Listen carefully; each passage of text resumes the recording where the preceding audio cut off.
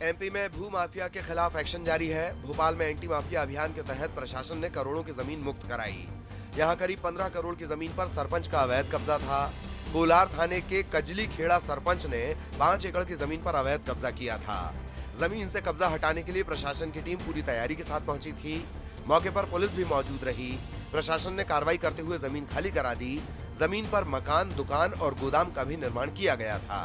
JCB की मदद से ये निर्माण गिराए गए। डोली है, यहाँ भूकंप का सिलसिला लगातार जारी है। जिला मुख्यालय में भूकंप के तेज झटके महसूस किए गए हैं। बताया जा रहा है कि विस्फोट की आवाज के साथ झटके महसूस किए गए। 3 बार आए भूकंप की तीव्रता रिक्टर स्केल पर 2.9 और 3.7 दर्ज की गई। भूकंप के ये झटके 2 से 3 सेकंड तक महसूस किए गए। इन तस्वीरों में आप देख सकते हैं कि कैसे भूकंप की वजह से ग्लास में रखे पानी में हलचल हो रही है। भूकंप से पंखा भी हिल रहा है। भूकंप का झटका महसूस करते ही लोग दहशत में आ गए। कई लोग अपने घरों से बाहर आ गए। भूकंप का केंद्र जमीन की 5 किलोमीटर गहराई में बताया जा रहा है। जिले में 15 दिनों में कई बार भूकंप के झटके महसूस किए गए हैं। अधिकारी भूकंप की वजहों का पता लगाने में जुटे हुए हैं।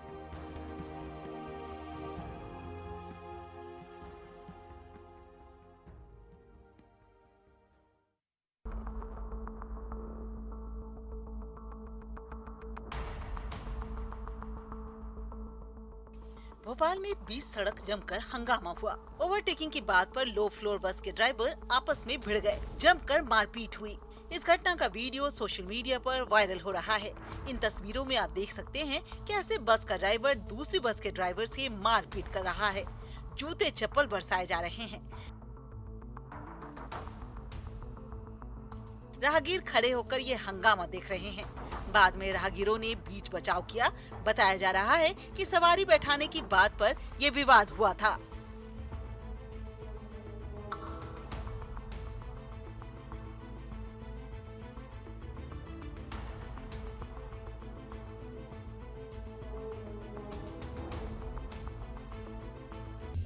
अपनी मांगे पूरी करवाने के लिए अधिकारियों तक अपनी बात पहुंचाने के लिए लोग क्या क्या नहीं करते। डिंडोरी में बिजली विभाग का एक दैनिक कर्मचारी ट्रांसफार्मर पर चढ़ गया। ये शख्स नौकरी से निकाले जाने से नाराज था। ये ड्रामा करीब आधे घंटे तक चला। मामले की जानकारी मिलने पर अधिकारी आए। पुलिस भी मौके पर पहुंची और उसे समझाने का प्रयास शुरू किया गया। आखिरकार अधिकारियों के आश्वासन और पुलिस के समझाने पर यह शख्स ट्रांसफार्मर से नीचे उतरा और सबने राहत की सांस ली।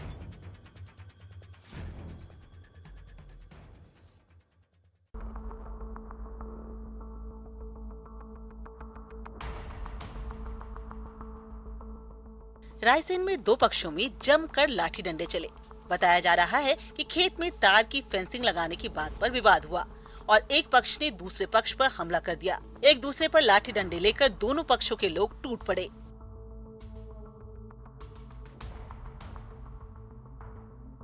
जंग जैसा माहौल बन गया। इस दौरान महिलाएं बीच बचाव करती नजर आईं। काफी देर तक ये हंगामा चलता रहा। इस घटना का वीडियो सामने आया है। लाठी डंडे चलने से 4 लोग घायल हो गए। घटना देवरी थाना इलाके के रिछावर की है। पुलिस ने दोनों पक्षों के खिलाफ मामला दर्ज कर लिया है।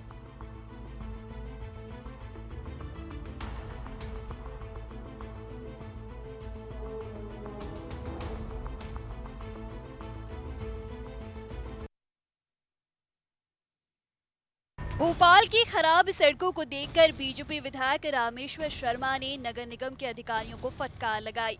रामेश्वर शर्मा कोलार इलाके में निरीक्षण करने पहुंचे थे, जहां उन्हें सड़कों की बदहाल स्थिति देखने को मिली। रोड पर जगह जगह गड्ढे थे जिनमें पानी भरा हुआ था। कई जगह तो सड़कों की हालत काफी खराब थी, जिसे देखकर बीजेपी विधायक भड़क गए और अधिकारियों से सवाल पूछे। अधिकारी सफाई देते रहे पर विधायक इनकी दलीलों से संतुष्ट नहीं हुए और जमकर फटकार लगाई। रामेश्वर शर्मा ने अधिकारियों को जल्द से जल्द रोड को ठीक करने के निर्देश दिए हैं। जांजगीर चांपा में रोड के लिए लोगों ने मोर्चा खोल दिया है। जर्जर सड़क से परेशान लोगों ने चक्का जाम किया। चांपा के गैमन पुल पर विरोध प्रदर्शन किया गया। रोड के निर्माण और मरम्मत की मांग को लेकर प्रदर्शन कर रहे लोगों ने शासन प्रशासन के खिलाफ जमकर नारेबाजी की। प्रदर्शन की जानकारी मिलने पर पुलिस प्रशासन मौके पर पहुंचा है।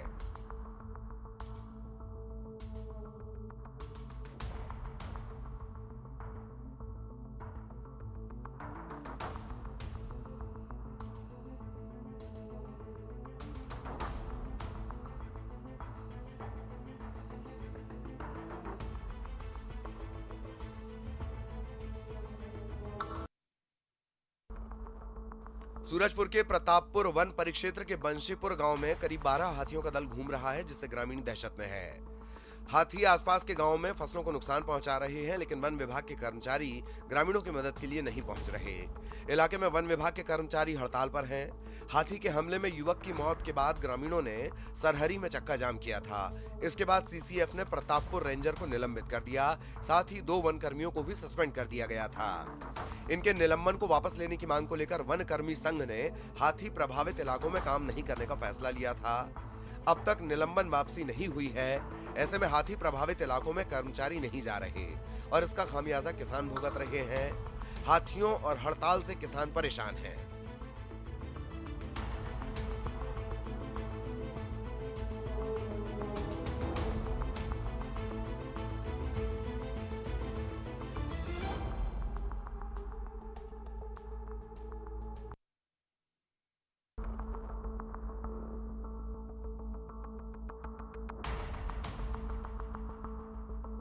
राजनांदगांव में हाथियों की दहशत है। हाथी जंगल से भटककर रिहायशी इलाकों में आ रहे हैं, जिससे ग्रामीण डरे हुए हैं और वन विभाग भी बेबस है। मोहल्ला के राजा डेरा गांव के जंगल में हाथियों ने डेरा डाला हुआ है। हाथियों की संख्या करीब 25 बताई जा रही है। हाथियों ने धान की फसल को चौपट कर दिया है, साथ ही स्कूलों के गेट भी तोड़ दिए हैं। प्रशासन और वन विभाग की टीम हाथियों के मूवमेंट पर नजर रखे हुए है। आसपास के इलाकों में मुनादी कराई जा रही है। लोगों को रात में न निकलने और हाथियों के करीब न जाने की सलाह दी जा रही है, लेकिन ऐसी रणनीति नहीं बनाई जा रही जिससे हाथी रिहायशी इलाके में न आए।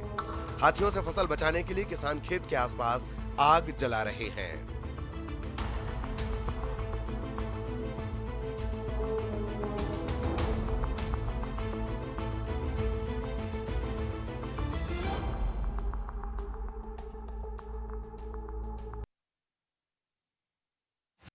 इंदौर में टायर व्यापारी के मौत के मामले में पुलिस ने एक महिला सहित 2 लोगों को हिरासत में लिया है।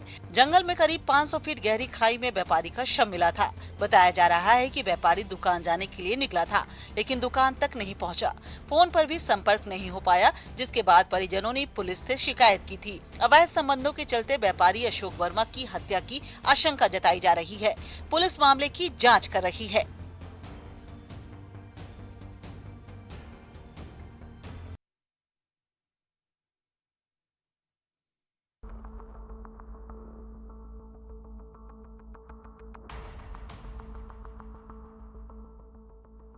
दिल्ली के रोहिणी कोर्ट में हुए गोलीकांड की घटना के बाद अब मध्य प्रदेश की अदालतों में भी सुरक्षा चाक चौबंद होगी।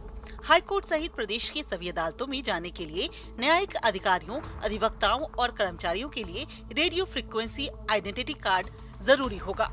इसके साथ ही पक्षकारों या आम लोगों को भी जांच के बाद ही एंट्री मिलेगी।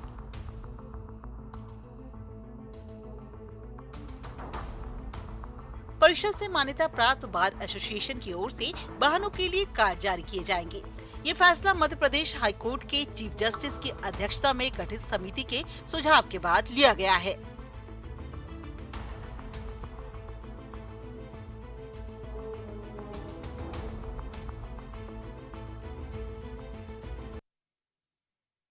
गरियाबंद में स्कूल सफाई कर्मी अपनी मांगों को लेकर पदयात्रा कर रहे हैं। सफाई कर्मियों की मंशा रायपुर पहुंचकर सीएम भूपेश बघेल को अपनी समस्याएं बताना है। सफाई कर्मी नियमितीकरण और कलेक्टर दर पर वेतन भुगतान की मांग कर रहे हैं। पदयात्रा पर निकले स्कूल सफाई कर्मियों के मुताबिक 2011 से अपनी मांगों को लेकर सरकार से कई बार गुहार लगा चुके हैं, लेकिन उनकी मांगों पर गौर नहीं किया गया। ऐसे में मांगे पूरी नहीं होने से उन्हें आर्थिक परेशानियों का सामना करना पड़ रहा है। कम मजदूरी मिलने से घर चलाना मुश्किल हो गया है।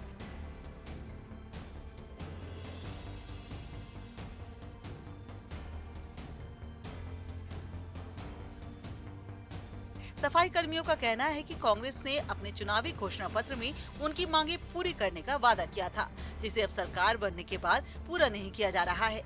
अखिल भारतीय क्रांतिकारी किसान सभा भी सफाई कर्मियों का समर्थन कर रहा है।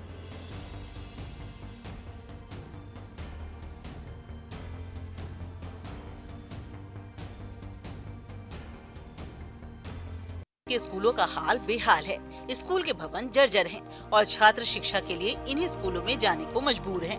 इन तस्वीरों में आप जर्जर शासकीय स्कूल देख सकते हैं। छत से प्लास्टर उखड़ रही है। बारिश में छत से पानी टपकता है। शिक्षक और छात्र पढ़ाई की जगह भीगने से बचने की जुगत लगाते हैं। स्कूल की खिड़कियां और छज्जे भी टूट गए हैं। स्कूल के हाल की जानकारी अधिकारियों को दी गई है और नए भवन की मांग की गई है।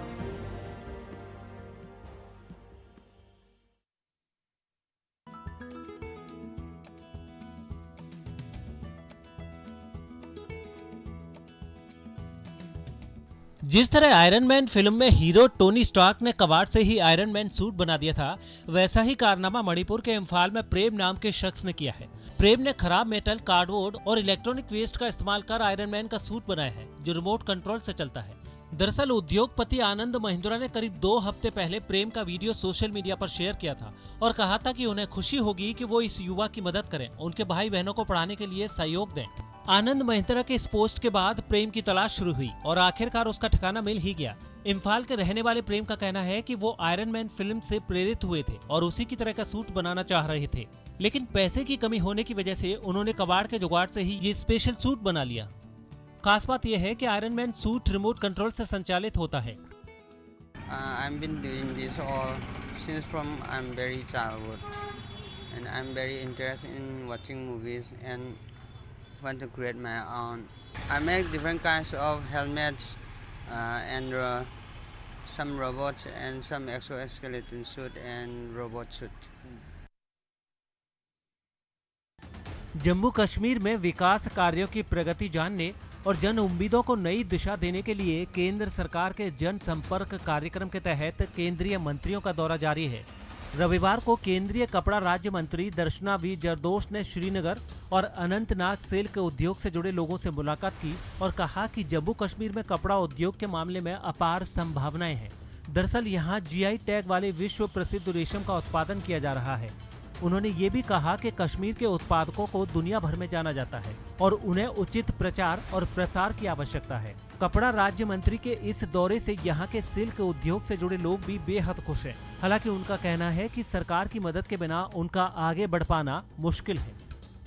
हमारे 4 प्रोजेक्ट्स अभी चल रहे हैं, like paper mache, willow wicker है, नूरारी का है, क्राफ्ट लाइक एम्ब्रॉयडरी है उनका, और जो है विलो विकर जो है वो भी अभी यहाँ पे डिस्प्ले हो रहा है। बेंगलुरु की 7 साल की आहिद्या अरविंद शंकर को प्रतिष्ठित ग्लोबल पीस फोटो अवार्ड में चिल्ड्रन कैटेगरी में peace image of the year के पुरस्कार से सम्मानित किया गया है। जिस फोटो के लिए आद्या ने ये पुरस्कार जीता है, वो फोटो इतनी साधारण और दिल को छू लेने वाली है कि एक बार को तो आप भी भावुक हो उठेंगे। फोटो में आद्या की मां उनकी दादी की गोद में अपना सिर रखकर सो रही है। इस फोटो ने जूरी का ध्यान अपनी ओर खींचा और आद्या को peace image of the year से सम्मानित किया गया। आद्या को 21 सितंबर 2021 को वियना स्थित ऑस्ट्रेलियाई संसद में आयोजित एक समारोह में सम्मानित किया गया। आद्या अरविंद शंकर को एक डिप्लोमा, एक मेडल और 1000 यूरो का चेक भी दिया गया। Concept, the theme was peace. Every year the theme is peace.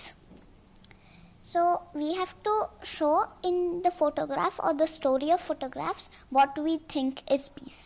It's been great. I mean, to all the parents, I would only say keep a lookout on the internet. The avenues are so many. All we have to do is just read up a bit and expose our children to it. Children nowadays are really bright and amazing. They can do a lot of things. Brazil में राष्ट्रपति जाहिर Bolsonaro के खिलाफ विरोध प्रदर्शन थमने का नाम नहीं ले रहा। वहां के लोग राष्ट्रपति पर कोरोना महामारी से निपटने में नाकामी का आरोप लगाते हुए पिछले कई दिनों से अपना विरोध जता रहे हैं और इसी कड़ी में एक बार फिर सैकड़ों लोग रियो डी जेनेरियो की सड़कों पर इकट्ठा हुए। हाथों में बैनर, पोस्टर और अपने देश का झंडा लिए प्रदर्शनकारियों ने कई सड़कों को जाम कर दिया। कुछ इलाकों में तो राष्ट्रपति के खिलाफ रैली भी निकाली गई। इस दौरान जाइर बोल्सोनारो के कटआउट भी वहां दिखाई दिए, जिन पर लोगों ने मास्क लगा रखे थे। Bolsonaro, contra o bolsonarismo e contra esse projeto do capital que só visa lucro, né? A gente está aqui lutando. गुस्साए प्रदर्शनकारियों ने देश में बढ़ती महंगाई, बेरोजगारी और खाने पीने की कमी के लिए भी राष्ट्रपति की गलत नीतियों को जिम्मेदार ठहराया। इसी तरह के प्रदर्शन ब्राजील के कई दूसरे शहरों में भी हुए, जहां लोगों ने सड़कों पर उतरकर अपना विरोध जताया। ब्राजील में अगले साल अक्टूबर में राष्ट्रपति चुनाव होने हैं, लेकिन अभी से मौजूदा राष्ट्रपति जाइर बोल्सोनारो का विरोध तेज हो गया है। कई जगहों पर तो उनके खिलाफ लोगों ने महाभियोग चलाने की भी मांग कर दी है।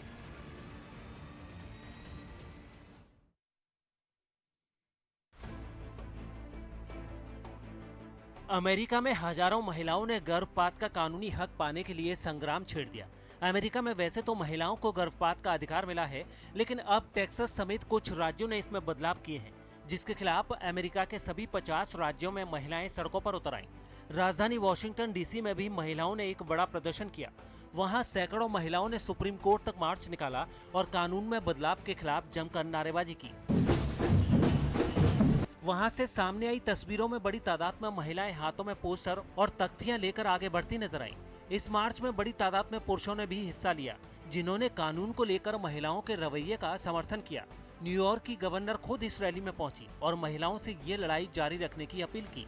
अमेरिका के दूसरे राज्यों में भी इसी तरह प्रदर्शन किए गए, जिनमें महिलाओं ने अपने लिए गर्भपात के कानूनी अधिकार की मांग की। दरअसल अमेरिका की सुप्रीम कोर्ट ने 1973 को एक ऐतिहासिक फैसला सुनाया था, जिसके तहत वहां की महिलाओं को गर्भपात का कानूनी अधिकार दिया गया। इस कानून के तहत महिलाएं गर्भावस्था के तीसरे हफ्ते से 28वें हफ्ते तक गर्भपात करा सकती हैं।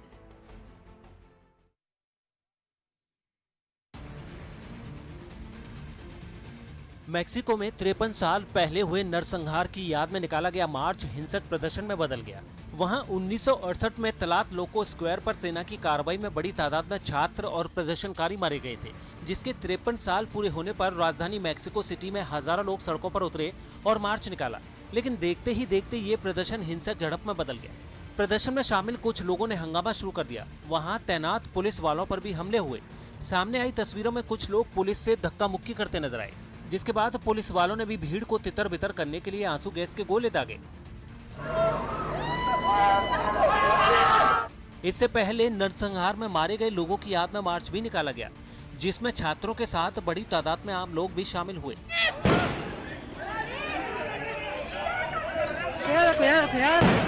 हालांकि पुलिस को पहले से ही हालात बिगड़ने का अंदेशा था, जिसे देखते हुए वहां बड़ी तादाद में जवानों को तैनात किया गया, जिन्होंने पूरे इलाके की घेराबंदी करते हुए प्रदर्शनकारियों को वहां से हटा दिया।